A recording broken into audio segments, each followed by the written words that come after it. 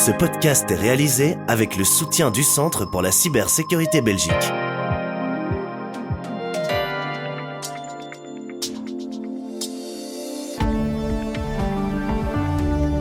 Bienvenue dans Z sur 7, votre podcast quotidien. Nous sommes le 8 décembre et aujourd'hui, nous avons un tout nouvel épisode avec l'invité du Trendstalk. Aujourd'hui, Olivier Mouton reçoit Chris Peters, CEO du groupe Bipost. On a quand même le plus grand part de marché.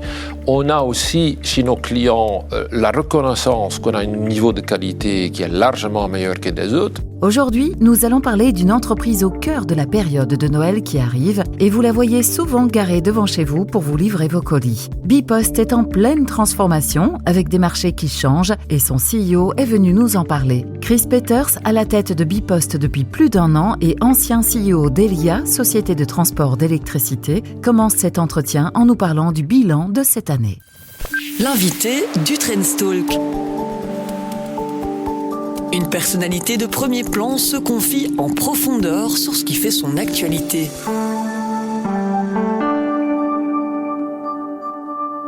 Je pense qu'il y a plusieurs éléments dans le bilan. Je pense que premièrement, c'est une entreprise qui est vraiment une belle entreprise. C'est une entreprise qui prend au cœur quand on travaille dans cette entreprise. Cet élément d'identité, le facteur qui passe chez tout le monde tous les jours, le bureau de retail qui donne quand même accès à tous les citoyens, c'est quand même une force de Bipost qui est presque imbattable. Oui, c'est une marque extraordinaire. C'est une marque extraordinaire. Tout le monde en parle, avec les conséquences évidemment que son CEO, tout le monde regarde comme l'entraîneur de foot de notre équipe nationale, mais c'est une entreprise passionnante. Par contre, évidemment, on ne va pas nier la réalité de l'entreprise. Elle est passée par une période très difficile. Elle a eu quelques scandales avant mon arrivée qui sont passés. Entre-temps aussi, il y a beaucoup qui a changé. Oui, plus le défi d'un marché qui change terriblement. Oui, il y a de moins en moins de lettres qui sont distribuées, 8 à 10% de moins chaque année. C'est quand même un défi très important pour une entreprise de cette taille-là, de gérer cette diminution d'activité. C'est plein de défis, mais par contre aussi une entreprise qui est une belle entreprise avec des gens qui sont passionnés de leur boulot. Et cette combinaison donne quand même que c'était une aventure. En même temps, vous êtes arrivé effectivement, peu de temps après votre arrivée, il y a eu une mauvaise nouvelle, c'est la fin de la concession de presse. Donc ces moyens que le gouvernement fédéral donnait pour soutenir la distribution des journaux, la presse quotidienne et magazines aussi, qui a été, le mécanisme a été revu. C'était une mauvaise nouvelle, ça, pour Bipost. C'est plus qu'une mauvaise nouvelle, disons. Ce mécanisme de concession avait quand même une valeur de 167 millions. Le profit de Bipost, c'est 180 millions, avec le déclin dans le mail qui continue, avec aussi quelques autres contrats qui étaient sous le microscope avec l'État. La combinaison de ces choses-là, c'est de jour à lendemain, on a une entreprise qui avait encore une profitabilité acceptable, une entreprise qui est dans le rouge, comme on a vu dans le 3e trimestre de l'année déjà. Et c'est évidemment... Vous n'avez pas tout perdu de la concession de presse, c'est progressif ou bien ça s'est fait...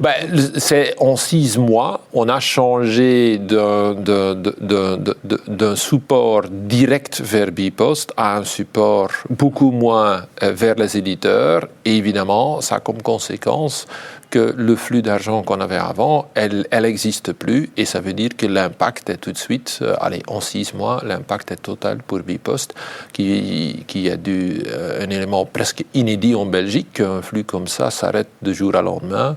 Et en même temps, vous n'avez pas dû, on a dit, ça pourrait faire un plan social.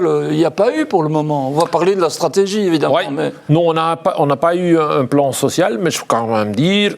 On a dû travailler, mais beaucoup pour y arriver, pour trouver des solutions, pour se battre dans ce marché tout d'un coup hyper compétitif, pour avoir les contrats avec les éditeurs, pour négocier des choses qui sont convenables aussi pour eux, évidemment.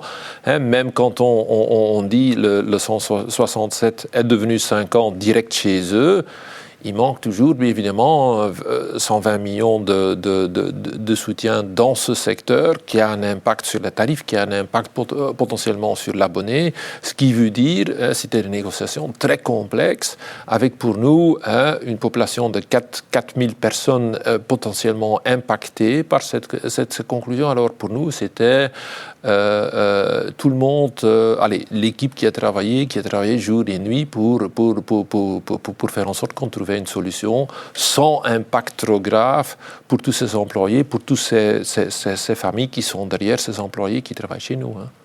Alors, repartons depuis le début. C'est vrai qu'au départ, on connaît Bipost comme une entreprise de distribution de courrier. Quoi, ça veut dire que cette activité-là, vous l'avez dit, elle se réduit fortement. Ça compte encore beaucoup pour l'entreprise ou pas? Pour l'instant, ça reste une activité qui est relevante. Ça veut dire qu'à l'instant, chaque citoyen a en moyenne sur l'année 80 lettres qui viennent chez lui, qui sont distribuées par Bipost. Beaucoup de factures. Beaucoup de factures, mais on voit aussi que les factures sont en train de digitaliser à grande vitesse. Oui. Quand on compare avec un pays comme le Danemark, qui est beaucoup plus loin dans cette évolution de digitalisation, là c'est moins que 25, ça veut dire qu'un quart presque de ce qu'on fait à l'instant.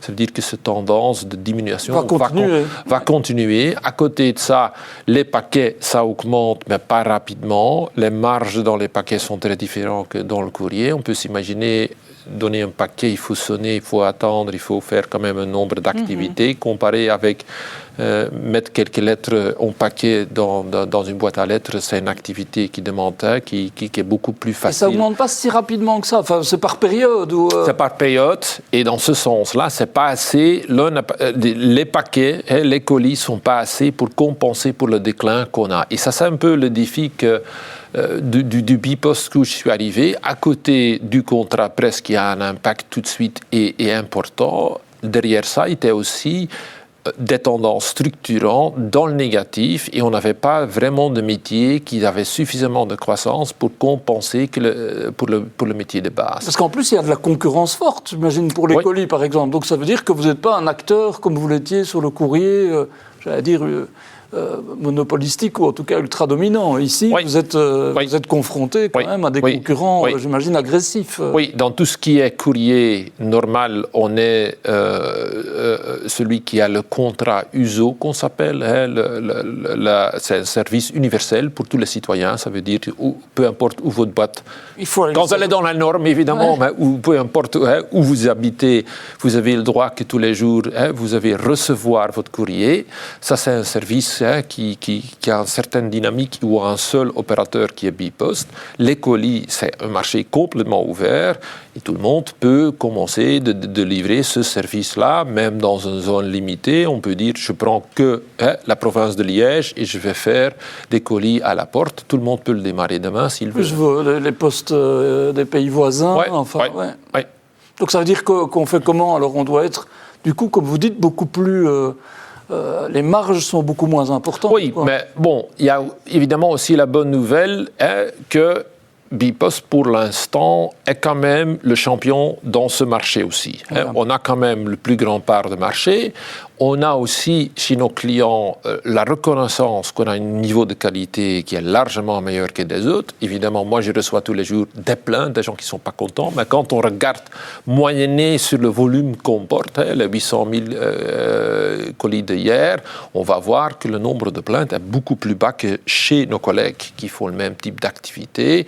Et ça, c'est évidemment une des forces qu'on va utiliser, pas seulement pour renforcer notre position sur ce marché de colis vers les citoyens, on veut aussi se développer vers les colis qui sont nécessaires pour tout ce qui est vintage, seconde main, des choses comme ça. Et à côté de ça, encore beaucoup plus important, tout ce qui est les PME, le marché des PME, où il y a un grand besoin de services logistiques. Bipost a toutes les compétences pour se développer sur ce marché-là. Donc ça, ce sera un élément de votre stratégie pour compenser quelque part ce manque, c'est d'adresser de nouveaux marchés. Oui, je pense que si on veut avoir une entreprise qui est en bonne santé, qui est prête pour le futur et aussi qui donne une stabilité d'emploi pour ses collaborateurs, il faut absolument qu'on ait des activités en croissance. Et pour ça, on va maintenant entrer dans des marchés de croissance pour renforcer notre position. Donc c'est du B2B, c'est ça? C'est des entreprises qui vont faire appel à vos services? Ça a commencé ou bien Ça a commencé. Pour l'instant, on a déjà un certain nombre de clients avec qui on est encore en train de mode test, mais dans laquelle on développe des services qui sont des services très uniques. Par exemple, quelqu'un qui a beaucoup de techniciens sur la route, ces techniciens ont besoin d'équipements, du matériel quand ils font leur activité. Ce qu'il veut éviter, c'est que ces techniciens, au lieu de faire leur travail, doivent aller au magasin, chercher des outils, doivent acheter du matériel. C'est Bipost qui les fournit chez eux, ou bien à la maison, ou bien tout près du chantier, et qui fait en sorte qu'eux, ils peuvent se focaliser sur le métier sur lequel ils sont forts. À côté de ça, on a aussi des tests qu'on fait, par exemple, avec des gens qui font des pièces de rechange qui doivent être fournies pour des ascenseurs, pour des autres choses qu'on est en train de faire, et aussi dans tout ce qui est le retail, les gens qui sont dans le vente des vêtements et autres. Vous allez dans un magasin maintenant dans la période de fin de l'année ou pendant les soldes, vous ne trouvez pas quelque chose dans votre taille ou votre couleur préférée. Bipost fait en sorte que le lendemain, vous avez cette pièce chez vous, dans ce magasin ou à votre boulot, comme vous voulez. Ce type de services sont quand même des services très uniques qu'on développe ensemble avec ses clients et dans laquelle on voit aussi, pour ce type de clients, ça a une valeur très spécifique parce que qu'est-ce qu'on voit par exemple quand on prend l'exemple de retail, le client vient, il ne trouve pas dans sa taille, il dit bon, je vais encore une fois réfléchir, mais la réalité, il va dans un autre magasin, achète chez quelqu'un d'autre. Et ici, il peut dire non, vous pouvez acheter maintenant, demain, vous avez la pièce chez vous où vous voulez. Et ça donne quand même une autre dynamique dans ce marché aussi. Et vous vous rendez compte qu'il y a de la place pour ce genre de service? Vous l'avez dit, il y a différents types de services que vous pouvez rendre aux entreprises. Il y a une attente pour ça. On a déjà, on a acheté Stasi, comme vous savez. Qui a une expérience.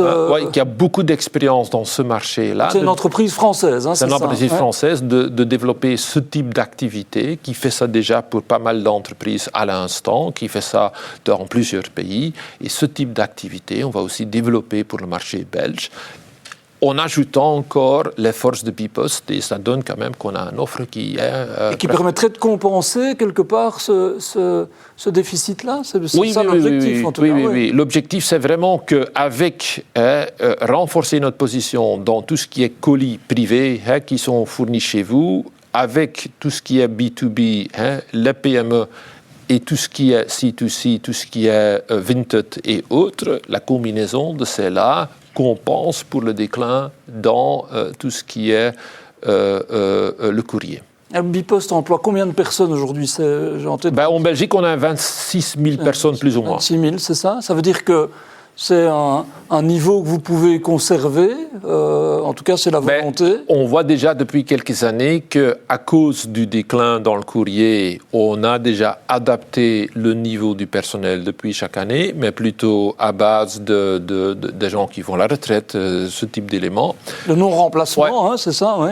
Maintenant, on va combiner encore pendant quelques années, pendant qu'on a construit ce d'autres business, on va continuer à faire ça. C'est important d'adapter notre structure de coûts à la réalité de l'activité, puis on construit l'autre activité, tout ce qui est B2B, tout ce qui est C2C, on va développer, et quand on a le développement de cela, on va faire en sorte aussi que les gens qui travaillent maintenant dans ces activités de courrier vont être reformés pour être aussi capables de travailler. Ça veut dire que c'est des métiers qui changent beaucoup quand même. Je me rappelle qu'à l'époque, il y avait eu le géoroute, c'était comme ça qu'on appelait ça, l'accompagnement des services postaux. Bon, quelque part, il faut aller plus vite, mieux, en tout cas être plus agile. J'imagine c'est ça c'est vrai, ça va être un défi. On doit bien former, aider nos gens de faire ce type d'étape. On voit déjà aujourd'hui, on a des gens qui sont en train d'être formés en camionneurs parce qu'on a besoin de beaucoup plus de transport. Les paquets sont plus grands que le courrier, ça veut dire qu'on a besoin de plus de transport. On cherche d'avoir plus de chauffeurs. Ça, c'est un exemple sur lequel on travaille déjà aujourd'hui. On a, avec les gens qui travaillaient, c'est pour l'instant juste le nord du pays, mais au sud, on va aussi voir ce qui se fait après 2006, où les gens qui faisaient tout ce qui était journaux, qui doivent être reformés dans un autre type de tour de courrier qu'ils vont faire. Et tout ça, on va faire. Mais il ne faut pas oublier, parce que ça donne quelque part l'idée qu'on ne va plus avoir le facteur dans la rue. Par contre, non, ça, ce n'est pas vrai. On va aussi renforcer, garder ce service social, ce service, et encore donner plus de moyens dans le sens des outils, faire en sorte que dans l'automatisation qu'on fait dans le tri, etc., pour renforcer le rôle du facteur qui fait son travail de tous les jours. Et on veut rester avec cette identité de l'entreprise qui est le plus proche du citoyen. En même temps, donc, dans ces stratégies de développement, il y a aussi une stratégie internationale, je ne sais pas si on peut utiliser ce mot-là, mais vous aviez d'abord fait un premier investissement stratégique, c'était avant vous, je crois, pour Radial, qui est une entreprise aux États-Unis, c'est ça ? Oui. Est-ce que là, c'est quelque chose qui, stratégiquement, est un apport important à l'instant, on est aussi en train de transformer cette entreprise-là. C'est une entreprise qui a un certain potentiel, mais malheureusement, pendant toute cette période de difficulté, on n'a pas utilisé ce momentum de sortir de ça la valeur qu'elle peut avoir. On est en train maintenant d'avoir aussi des plans spécifiques pour les États-Unis sur lesquels on est en train de travailler. Ça, c'est qu'ils renforcent leur position dans un marché spécifique à un certain type d'entreprise. Ils sont très forts dans tout ce qui a à faire avec fashion, disons, les vêtements qui sont là. On a un de nos clients qui a hier aussi, ensemble avec le record qu'on avait en Belgique, ils ont fait plus qu'un demi-million de paquets pour un seul client, dans un seul endroit. Bon, c'est quelques terrains de foot ensemble au magasin, et sur lesquels nos gens ont préparé plus qu'un demi-million de boîtes au même moment. Ça, c'est une activité sur laquelle nous sommes très forts. L'autre côté, c'est toute l'activité cosmétique, crème de peau, etc. Ça, c'est vraiment la force de Radial dans ce e-commerce, de soutenir les entreprises qui vont de plus en plus utiliser l'Internet pour fournir leurs produits chez le client. Ça, c'est la force de Radial. On a aussi certains de ces éléments qu'on apporte vers l'Europe. On a en Europe, on a aussi Radial qui a quelques sites en Europe. On a aussi Activens qui fait la même chose. Et on complémente ça avec Stasi qui est surtout spécialisé dans le B2B. Ça veut dire qu'ils font tous les logistiques qu'un PME, mais même aussi des grandes entreprises, Total est un grand client chez nous, pour faire en sorte que les produits qui ne sont pas vendus, qui sont distribués, qui sont fournis dans le magasin, quand vous avez besoin d'une machine à café, quand vous avez besoin de certains équipements pour aider votre client, tout ça est fourni aussi, récupéré par les services de Stasi. Est-ce que vous avez l'impression que les marchés comprennent bien les stratégies? Parce qu'il y a eu un débat qui ne vous concernait pas, qui concernait Proximus, qui avait aussi un peu cette stratégie à l'international. Et bon, dans le cas de Proximus comme de vous, les actions ne se portent pas nécessairement bien. Est-ce que c'est un sentiment de dire que, en fait, on comprend pas vraiment toujours ce qu'on fait? Je pense que c'est... dire, il faut expliquer ce que vous faites. C'est sûrement Bpost qui a eu ce problème pendant quelques années. Elle était de crise à crise, plusieurs crises qui ont un peu abîmé son image. Qui ont abîmé l'image, qui ont fait en sorte que les gens voyaient après le courrier qu'est-ce qu'ils vont vraiment faire. Les paquets colis qui sont fournis à la maison, c'est quand même hyper compétitif. Leur marché est que la Belgique, c'est très limité comme activité. Est-ce qu'ils peuvent vraiment être relevants à terme? Et je pense que ce sont des questions qui sont pertinentes. Maintenant, évidemment, je dois convaincre avec la nouvelle stratégie. Et comme je dis toujours, je pense qu'à l'instant, je vois au minimum que les gens disent c'est au minimum une histoire qui a du sens, c'est au minimum quelque chose dans laquelle on peut donner le soutien. J'ai eu le soutien de mon conseil d'administration qui a vraiment voté pour, qui ont vraiment dit oui, c'est vraiment quelque chose qu'on soutient. Il y a pas mal d'éléments qu'on savait déjà faire, mais on n'a pas eu l'opportunité de le faire avec tous les problèmes qu'on a eus. Mais maintenant, on y va à fond. Quelque part, maintenant, vous avez l'espace pour le faire. Oui, et puis après, tous les layers de management, on a communiqué, on a le dialogue avec les syndicats et on voit que tout le monde commence à voir maintenant, évidemment, comme on sait bien, le marché financier, c'est typiquement, vous avez une belle histoire, maintenant il faut prouver que votre histoire fonctionne dans le résultat. Et ça veut dire que l'impact de ça va venir quand on va dans les résultats trimestriels, on va montrer que les éléments de cette stratégie commencent à faire preuve de leur réalité. Vous êtes confiant? Absolument, oui, absolument. Alors, est-ce que certains ont dit qu'il faudrait peut-être adapter le statut des entreprises publiques? Par exemple, il y a un économiste qui me disait le service courrier, quelque part, ça aurait vocation à être 100% public. Vu que c'est un service public, comme vous le dites, universel, vous devez toucher tout le monde, etc. Les colis, c'est peut-être plutôt 100% privé. Est-ce que ce genre de réflexion-là, elle a lieu d'être ce sont plutôt des questions politiques. On voit clairement que dans la réponse, on sent toujours qu'il y a aussi une dimension idéologique. Nous sommes management d'une entreprise, le contexte est donné par la politique. Et dans ce contexte, on doit exécuter au mieux. Et moi, je pense qu'il y a plusieurs arguments dans l'un ou dans l'autre sens qu'on peut comprendre, et je peux comprendre cela, mais finalement, c'est la politique qui doit décider, et c'est nous qui, dans et en même temps, vous avez besoin de stabilité. J'imagine que pour pouvoir mettre en place une stratégie, vous devez savoir avoir une feuille de route claire, quoi. Oui, d'accord, mais je pense que cette interaction va se faire.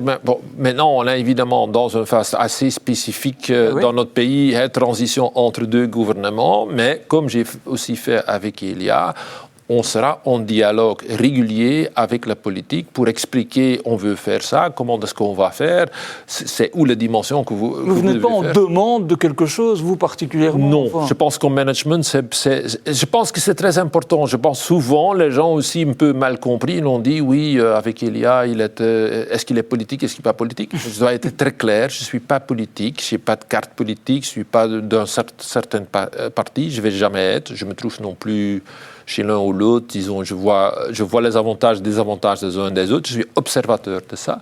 Je dois évidemment collaborer avec eux pour trouver des solutions pour souvent des questions sociétales. Chez Elia, c'était sur sécurité d'approvisionnement. Ici, ce sont des questions qui sont des questions sur service aux citoyens, comment est-ce qu'on va faire, certains besoins du citoyen, comment est-ce qu'on va le faire d'une façon efficace, d'une façon correcte.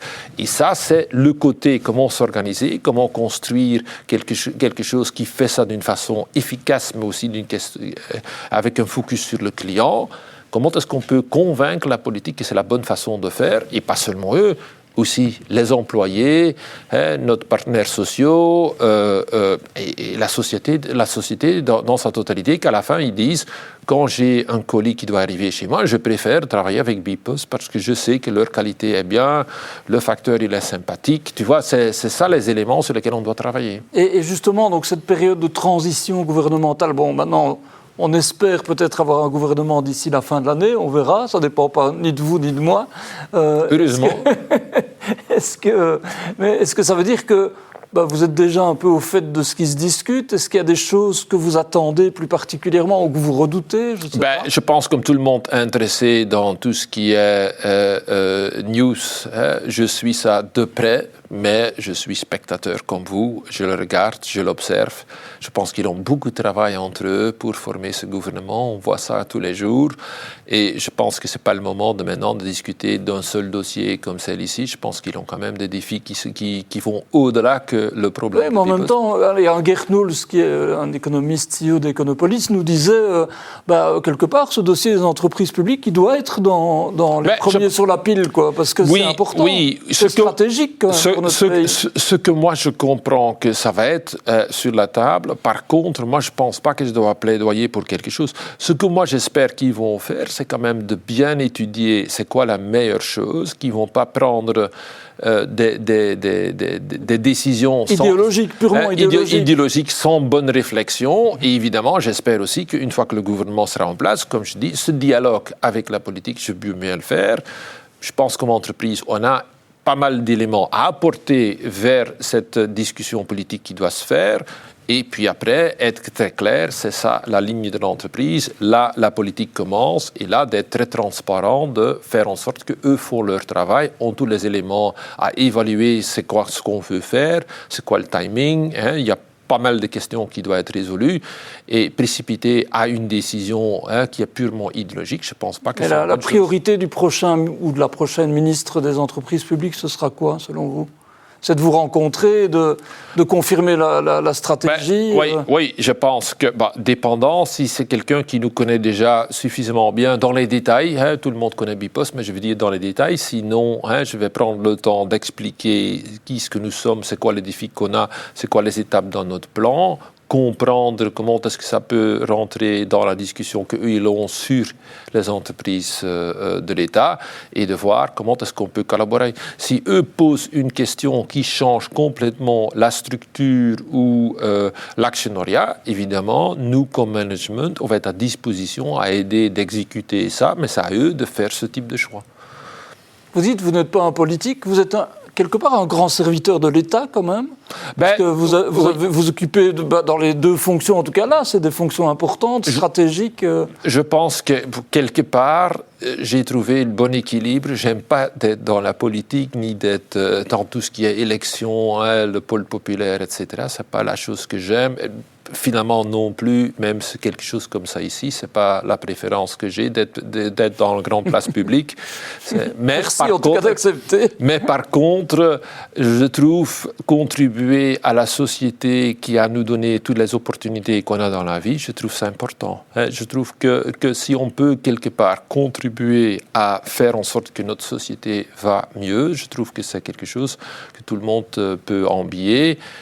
J'ai eu la chance d'avoir maintenant un deuxième rôle qui me donne quand même beaucoup d'opportunités de réfléchir à ça, d'avoir contact avec pas mal de personnes.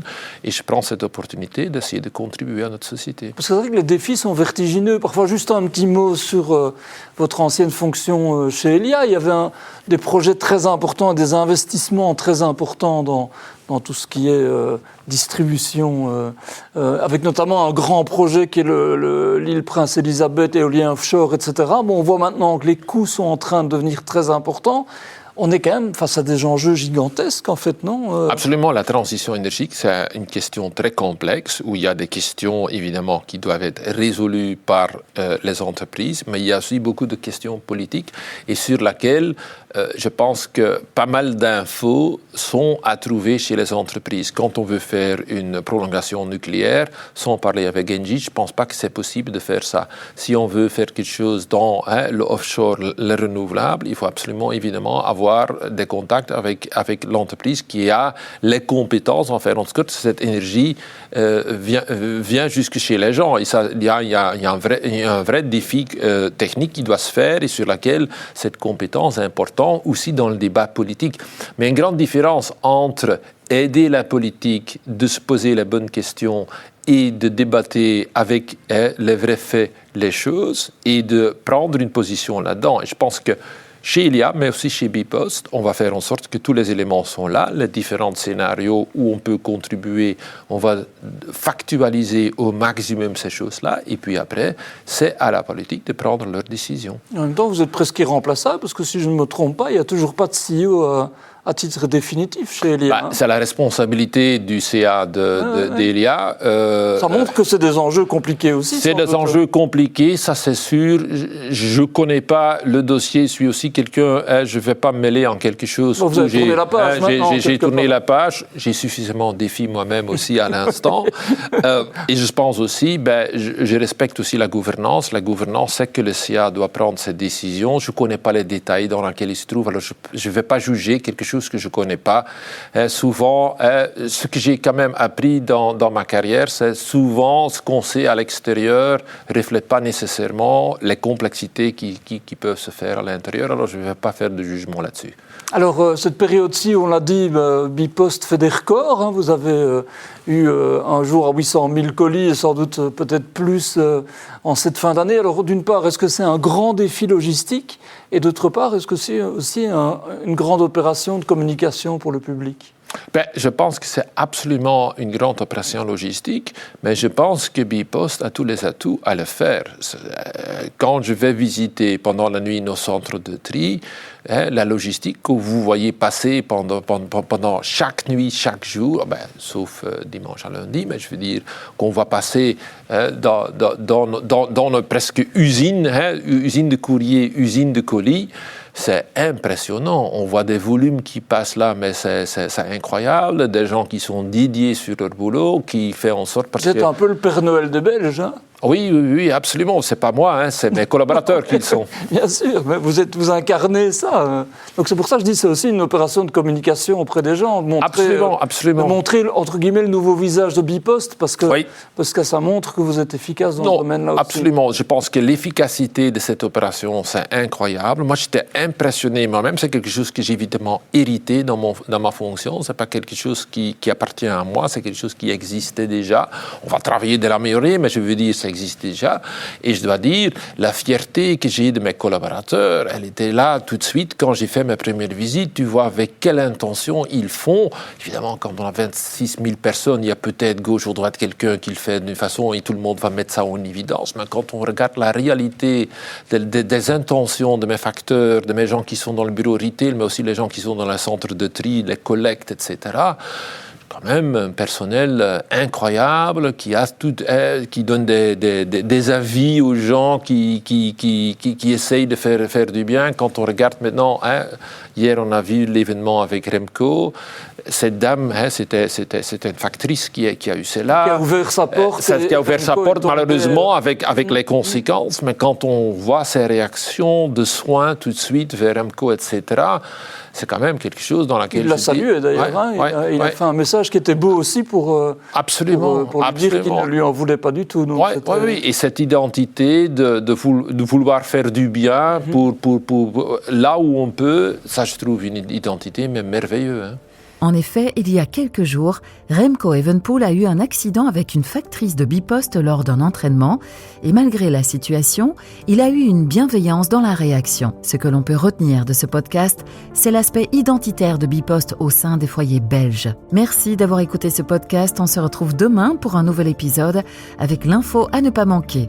Demain, Olivier Mouton reçoit Nicolas Van Zeebroek, professeur d'économie et de stratégie numérique à Solvay Brussels School, pour parler de l'intelligence artificielle en Europe. Z sur 7, le podcast quotidien de Trends Canal Z.